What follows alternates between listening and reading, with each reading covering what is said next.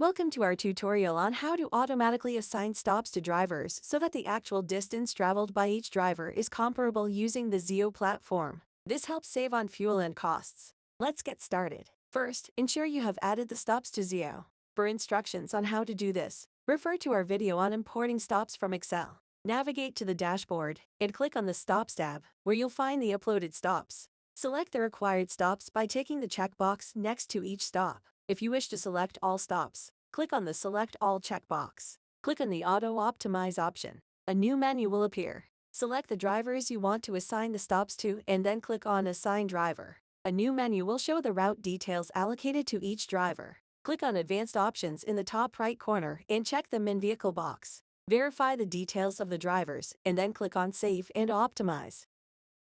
And that's it.